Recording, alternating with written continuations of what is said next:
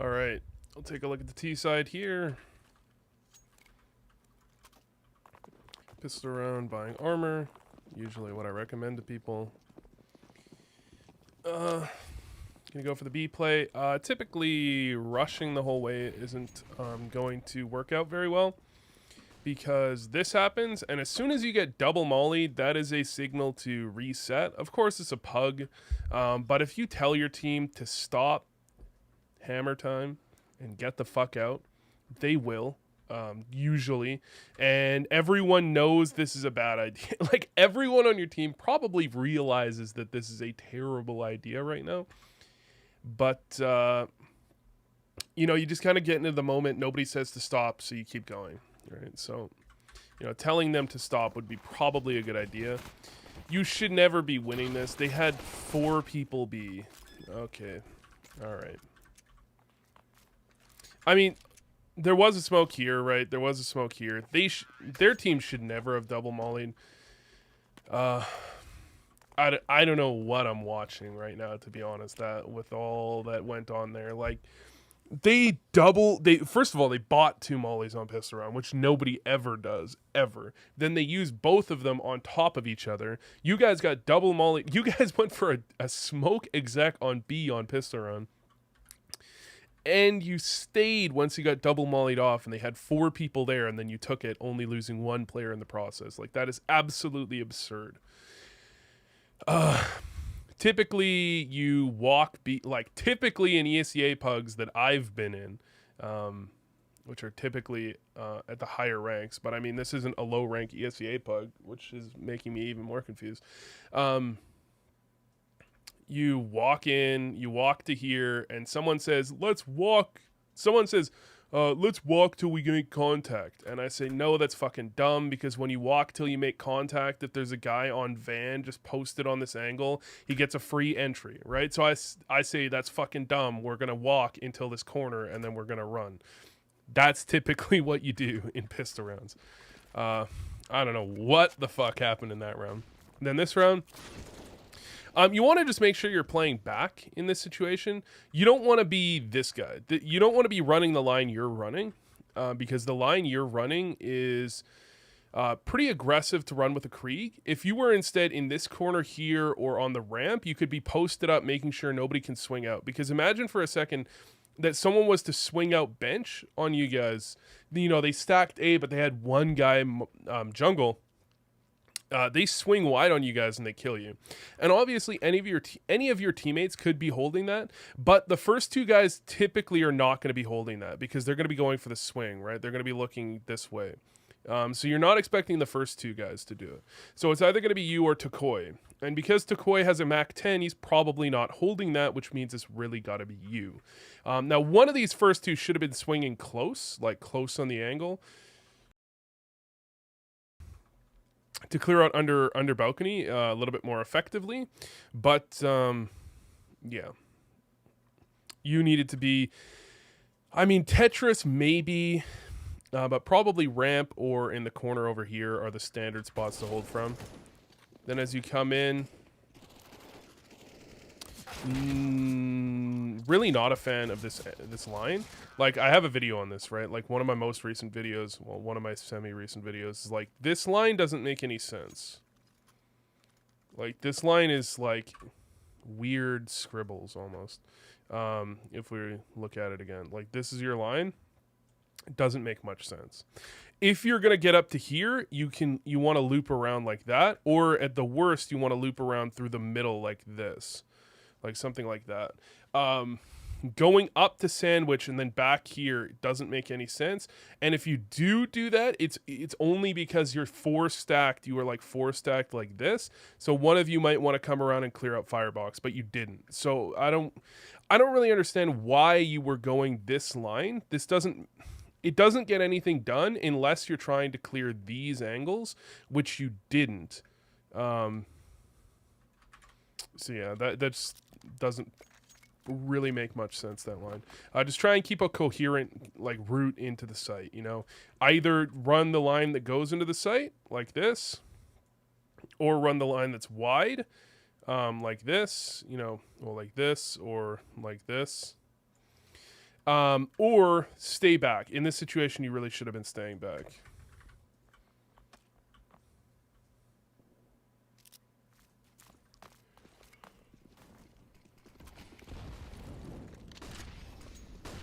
Now you've got a molly for bench, so you don't have to be as worried about it. You've got a Mac 10, but unfortunately you're playing against a buy. And your teammates didn't rush their way out. You guys...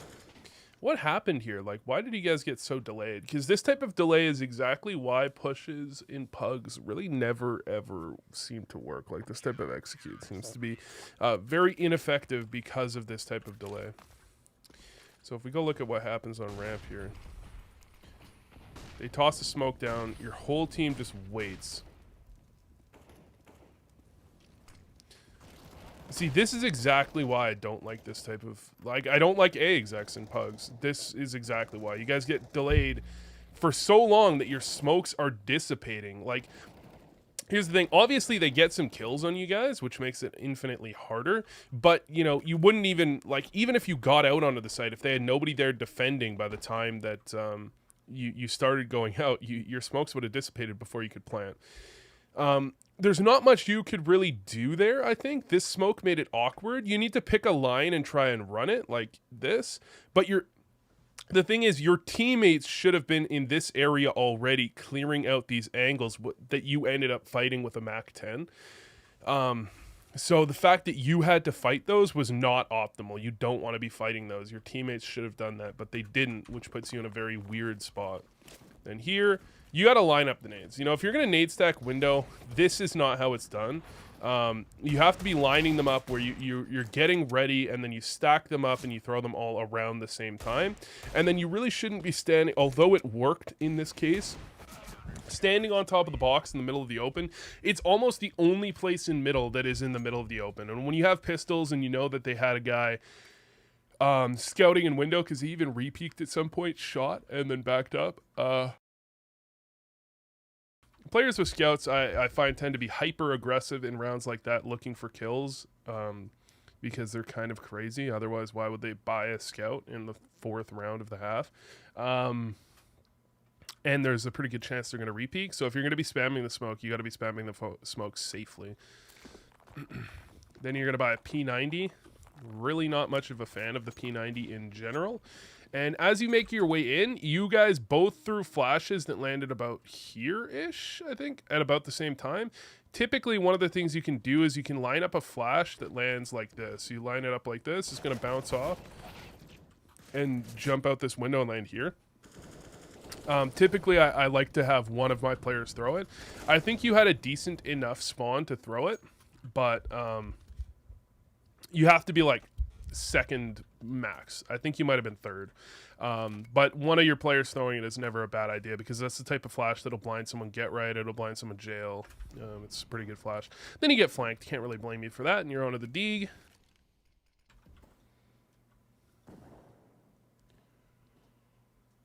So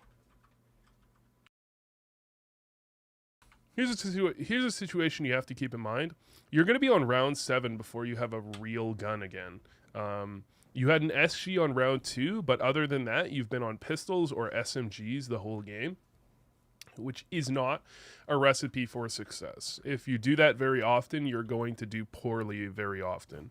Now, you know, in some cases, it can be that you're playing with a team, and when you're playing with a team, I think it's reasonable. Because when you're playing with a team, you can be setting up strats and stuff that makes sense in this case. However, when you're playing in a pug, you really don't want that. And here, you want it to be a little bit further forward, I think, because your team, you should have been very ready. Your teammate got a kill on a guy, ticket. But you should have been very ready as soon as your teammate shot at that guy, or that guy shot at your teammate, to jiggle out and get the kill. And I feel like you weren't ready at all.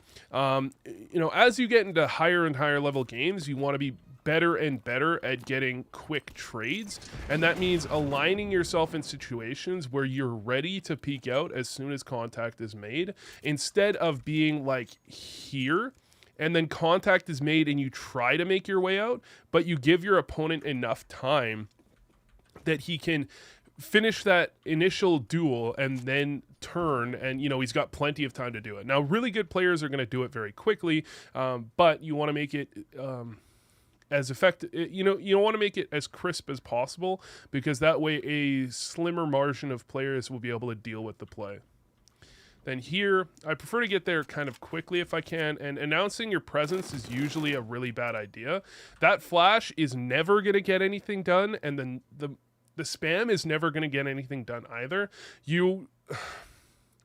So typically teams are running a 1-3-1. Like, let's say you're running a default, you're running a 1-3-1. In pugs at the very least. At the highest level, a lot of teams are liking to run 2-3s quite often, so doubling up on A. But we can say pugs mostly when this is happening in the middle of the map, it's a 1-3-1. So when you announce your presence in apartments, or in palace that is, this guy feels very comfortable staying in ramp and pushing up through ramp even. So announcing your presence does nothing for you. What you want to do is you want to be getting close, and then if your teammate starts hitting up into A, then you can be making your way out and playing the crossfire. The trouble with wrapping back around towards ramp is it's a little bit transparent at times when you go silent. And now you've announced your presence here as well. So if someone went on to balcony, if someone went on a balcony as you were making noise here, intending to catch you off guard, he could then walk into palace knowing that palace is probably empty. And you're making a ton of noise in this case. So really, limited information is incredibly important, both in clutching and in general round playouts. You want to be making sure that you're giving your opponents as little information to play off of as physically possible, right? And by, to do so, you want to be making sure that unless it's necessary to announce your presence somewhere, you don't want to be doing it unless it's very reasonable that you fell back off of the angle. So announcing your presence middle is not that unreasonable, because you're not committed at all. You can easily go back A, you can go back B, and because, just mid is a place you want to announce your control to begin with.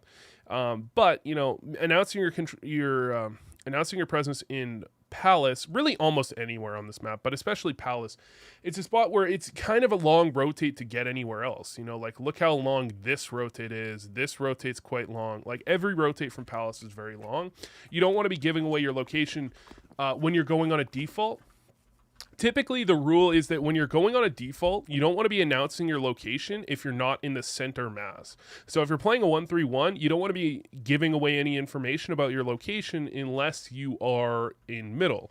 Now, on the other hand, sometimes teams do like to have a player that tosses a smoke down here and puts pressure on B. That's okay. You're announcing your presence, but you're getting something out of it, which is, also reasonable from time to time, as long as you're not doing it exploitably, like doing it very often or being super telegraphed when you do it. But when you're not really gaining anything out of it, when you're not putting pressure to try and draw stuff out of your opponents that will help you long run or long term, you don't want to be doing that type of thing. Then here, flash over.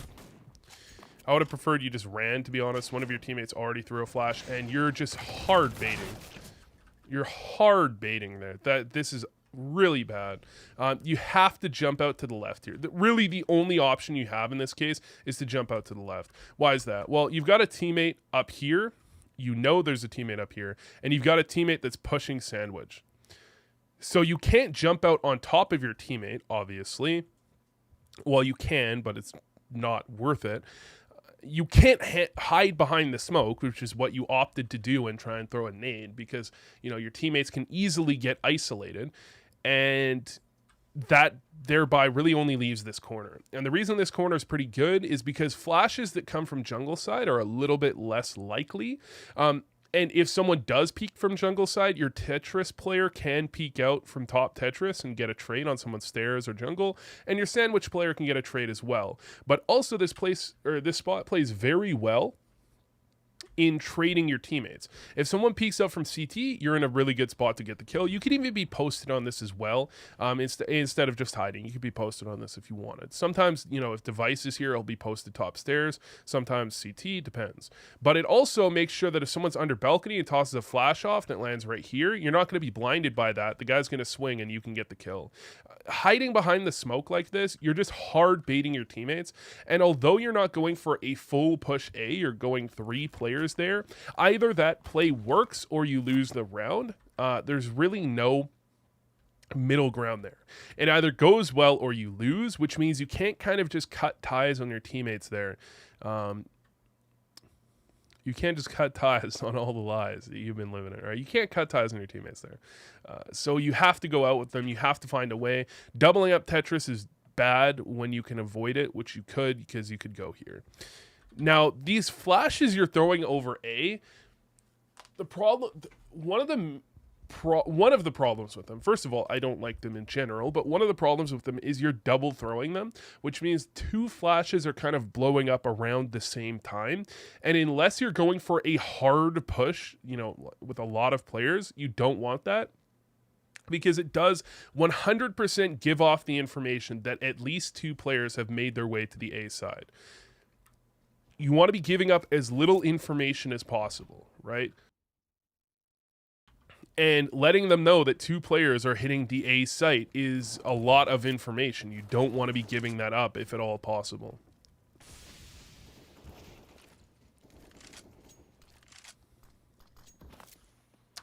So there's something that seems pretty baity about the way you're playing, and baiting isn't always bad. Getting trade kills is important, but you're not at all in position to get the trade kills is the problem. So your teammates can easily die, and you will not be in position to help them out in any way. So your teammate tosses that smoke down. You should be going Tetris here. You should be getting Tetris here. Staying back in a ramp, you're not, like, this molly is never consistently getting anything done. You're just tossing it out kind of randomly, hoping that you can catch someone off guard with it. It's never going to be consistently successful. What will be consistently successful is if you're able to support your teammate. And one of the easiest ways to support your teammate is to get Tetris, so when your teammate goes through the smoke, you can peek out with them and help them out. Instead, you kind of sit here, toss a molly down, which lands nowhere. The flash doesn't really do all that much either. Sorry for that. The flash doesn't do that much either. I think, let me see, does it even blind someone? Yeah, it does blind someone if they were jungle, but you only want that in tandem with like a double push through. Usually the thing about entry fraggers is that entry fraggers want to get traded. They run out and get information that can be given to teammates who can trade. However, if you're in the position you were in there, you're not ever actually trading, which means your entry fragger is very often going to die and leave you in a 4v5, and you're not going to be able to do anything about it. And then you're going to be in an awkward spot because you're going to be ramp alone with no support yourself. And then if you die, your whole team is in a really bad spot. But here you went for some pressure mid. They stacked A. You're going to head back A, or they head back B rather. Nothing particularly interesting here. Yeah, it's just boring. Now here, going to be holding this angle outside ramp. It's not bad. Line up the smoke, still holding, which is good. Your teammate is out ramp, and you're like very much not a fan of this. I feel like you could be holding, you could be on ramp holding this angle. And of course, in this case, it would seem that holding that angle may have got you killed, because the guy could have peeked from the stairs, killed you, and then your teammate would have killed him after. In general, you're going to have much more success if you're supporting your teammate. This is the problem I have with like smoke tutorials. It's not that necessarily this is the exact problem happening to you, but this is a common problem when you watch a lot of smoke tutorials, is you set yourself up to throw the nades that you know, because otherwise why do you even know them? But in this case, it would be much better to not know any smokes or nades, because then you wouldn't be thinking about this. You would be thinking about how can you play with your teammate, which is a much better play in this scenario. You want to be playing with your teammate, and that means either, you know, getting out a ramp, which would be a little bit awkward. Going palace would be a pretty good one, because then you could support these angles when he started to come out, or going ramp and just posting up on this type of angle would be pretty good as well. Your teammate is doing something. Here's the problem. Your teammate is doing something realistically which shouldn't generally work. It's kind of dumb. It's actually very dumb. But you're looking to support with a smoke. Either your teammate should be doing this alone, or you should be supporting in a more reasonable way that is more likely to get anything done. Which means with your body either in palace or on ramp. Personally, I would leave this guy out to dry and say fuck it most of the time. And I'd be looking to continue doing whatever I was planning on doing for that round. However, you know, if you're going to try to support him, this is not very supportive. For that smoke to really matter, again, you need 2 players to be coming out a ramp to really feel confident that they're going to trade on the player in A site. The player in A site should be able to get the kill as long as he's not terrible, which in this case, apparently he was just unready and probably kind of bad. But he should be able to get that kill on your A player very, very much, you know, the vast majority of the time. And, you know, if you have 2 A players running out, I kind of like that play. Because that smoke, you know, they can walk up to, for example, they can walk up right here. And then once they get here, you toss the smoke, and you could even toss that smoke, drop down, and toss a flash that blinds anyone in this whole area, and they swing wide on the site. This is something teams do actually utilize somewhat often in the pro scene. Well, maybe not somewhat often, but they occasionally run this type of strat in the pro scene. It's not a crazy sight to be seen, right? That you also just flashed your teammate here. Yeah, you actually just full blinded your teammate. It feels like you're trying way too hard to be throwing utility. You know, you're trying way too hard to be throwing utility, and it's really just kind of, it's hurting you. It almost feels like if you just stopped throwing utility and looked for ways to do things that do not involve utility, you would be doing much better. And you're just... It feels like you're too scared to go aggressive. There are a lot of situations. There's been 2 or 3 situations now where you've really just baited your teammates a little bit too much, and I think the utility usage you're throwing is kind of exemplary of that. You're trying to play too far back, and you're maybe not attempting to, but you're really just kind of unnecessarily baiting your teammates when you could be supporting them more effectively. Here, with this molly down, which you optionally threw, which I'm not a huge fan of, I understand why you wanted to throw it, because you know, they smoked back here and you wanted to stop that type of aggression. I would have preferred for you to have your gun out and just hold the angle. You've got an SG, which means your chances of getting the kill are incredibly high, and if you do die, flashes should be preventing an opper, which is the only thing that realistically should kill you on that angle. Should be preventing him from going anywhere but back to bench, and when he's bench, he should only get maximum 1 more kill. One thing you can do is I think you can try to molly on top of Van, but I think that's a bit risky. Personally, I think the best thing you can do when you're going for this type of rush, you never really want to be mollying yourself off. So when you're going for this type of rush, one of the things you can be doing is just peeking out, because this guy on top of Van, if he is on top of Van, should be blinded. The next thing is, you should have held this angle. This is a very pivotal angle to prevent the rotates. And when you're trapped behind the Molotov like you are here, this is not getting anything done. If you had been holding the angle into window, it's a bit more risky. I'm not sure I would want to be holding it with an AK, but with an SG, I certainly would be. You actually would have got a kill on Martin as he was rotating in. Instead, you went to a more passive angle, and although it was less risky because there was some risk to kind of being over here, you know, there are ways to make this angle work. especially if you're kind of like this, you know, something like that, that would do much better. Then, as soon as the molly's down, you guys need to be going. And as soon as your teammate dies, you should have instantly been swinging out here, because you knew there's a guy here aiming into apartments, which means he is completely in the open, right? And although it's risky to come out this angle here, right, because someone could be looking at you, it is a potential double. And it's, you know, if you were to just swing out looking right at that guy there, you would kill him 9 times out of 10. You would just get traded probably at least 5 times out of 10, or 6 or 7 times out of 10. I mean, against good players, it should be like 9 times out of 10, but it seems like in this case, you wouldn't have gotten traded. And you really should have just swung. I think those smokes don't actually block you off, do they? Yeah, you would have been able to see that guy. You guys either needed to rush or not, and you guys kind of took a middle ground, which put you in a very bad spot. And now you're going to try and walk your way back around Palace. I think walking mid had a better chance of success in this case, because you're 4v5.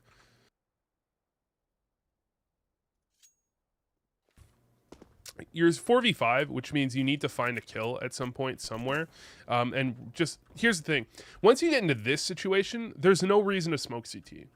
You have to realize once your situation is desperate enough, the element of surprise is more important than anything else, right? Like, think about this for a second. Okay, you're 2v5. You toss this smoke down here, okay? This smoke isolates the CT player, right? And he drops back. Let's just say in this case, he drops back. And then you kill the guy under balcony. So you come out and you kill the guy under balcony and you go to plant in the bomb site. Well, unfortunately now, because you announced your presence so early, you got 1 kill, which is fine, but now you're still in a 2v4, which is very much should not be winnable. You're only barely going to get the bomb plant before they get to the bomb site and trap you in, which means at least one of your players is going to have their position well known as the retake begins. And that means you're almost like 1.5 versus 4, because that player that's trapped in is not even a full player, right? Instead, imagine you come out a ramp and you kill the player's CT, then you swing on this guy, get the kill, and then you can toss a smoke down and kind of plant in the smoke. That is best case scenario. That means you're in a 2v3, and the guy that plants the bomb, you know, he has an extra maybe 2 to 3, I'd say like 3, maybe like 2.5 seconds, I suppose. Like more time, because the smoke coming over, they can see it from a mile away, right? So he's got like maybe 2 seconds more time, plus you potentially have an extra kill and more space to work with, right? And although it's much more likely you die by not having that smoke down, which is, you know, devastating, unfortunately, if you don't take that risk, you're almost always losing. So as things get lower and lower in numbers, information gets more and more valuable. And in this type of case where you're in something like a 1v5 or a 1v4, you know, 2v4, 2v5, using any utility announces your presence and takes away potential kills is what I don't like. And when you're making your way out ramp, even that smoke doesn't really do that much, because if someone pushes through it, you're not going to have enough players to kill that guy, right?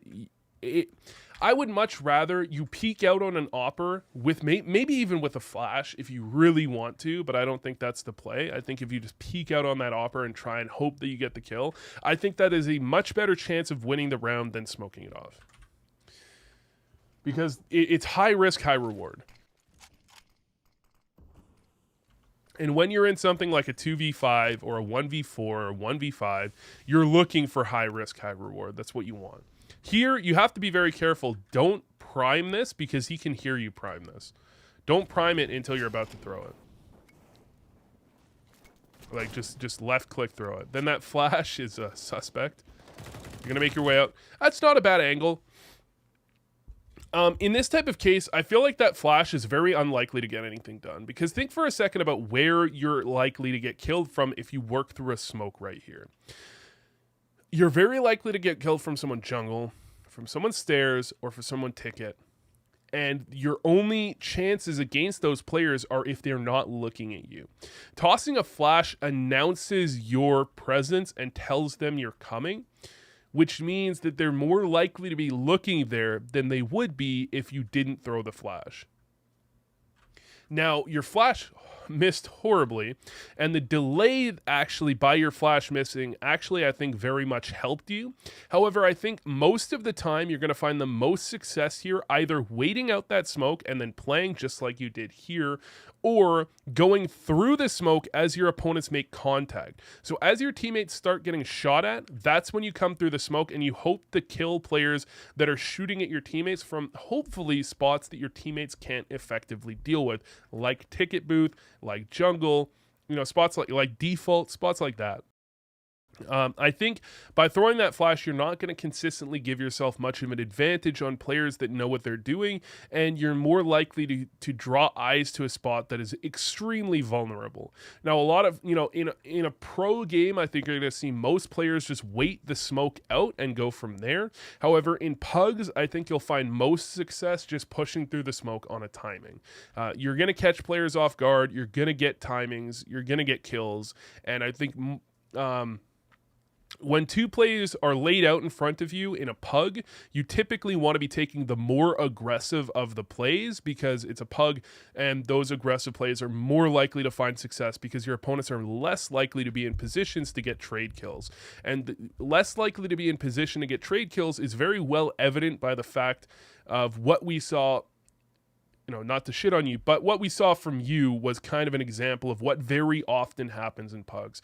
Teammates will not really put themselves in positions to trade out when players are making plays, or even when players are just, doing general things. Spacing is really bad, which means multi-kills are very likely. And in general, players aren't very good at supporting their teammates in ways that allow effective trades. Then here you get one kill.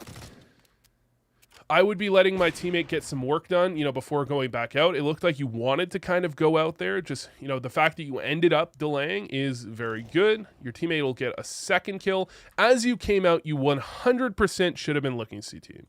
This is the only place you should have been worried about as you came out here. Someone could have come jungle, but you would have seen them and started shooting at them reasonably. I don't know what you were really expecting here, but this is the spot that was worrisome, because the last player typically should be the B rotator, and he should already be here. And if he was already here, he would have killed you because you were looking like weirdly in this direction or something. Maybe you were looking there because your teammate made a call before he got the kill. You didn't realize he got the kill, and then you looked over there, which is understandable. But in general, you want to be looking towards CT in this case. Then,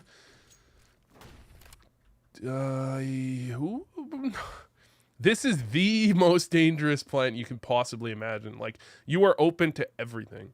That being said, maybe you're thinking that he would already be here through CT if he was going to be CT, which means he's likely flanking. But this plant is just very suspect. You're forcing the plant way too quickly here. You didn't need to force the plant that quickly. That's the thing. You could have delayed the plant. You could have double cleared CT and then gone for a plant. You could have... Personally, I would have been looking at, like posting on jungle for a second and then planting safe, for jungle. Fake planting and then posting CT for a second, then real planting. There's so many options. That was the most dangerous. If that guy isn't CT and he's jungle, you're dead. If he comes up connector, I suppose if he comes up connector, your CT opper might catch a timing on him, but I just feel like this is a unnecessarily aggressive and risky plant with very little knowledge when you have 50 seconds on the clock. When you have 50 seconds on the clock, you have so many options. Personally, I think one of the best options you could have made there, like that flash jungle, maybe toss it. I feel like even peeking with a flash out there is giving your opponent a potential opportunity to get a kill on you. But if you were to watch a pro team here, I think you would see in that exact situation, the most common play would likely be to push CT and then go plant B. Because you push CT, now you know that this is empty, and if this is empty, most likely this is empty, because why would he be there, right? And once you know that, you can plant B, and you don't have to worry about connector, you don't have to worry about jungle, flank, ramp, palace, all that. It's much safer. That's probably the most obvious and safe play. But I think you're having some trouble on kind of putting yourself in situations where you can trade with your teammates. I think limited information is a very important concept, and yeah, that's about it.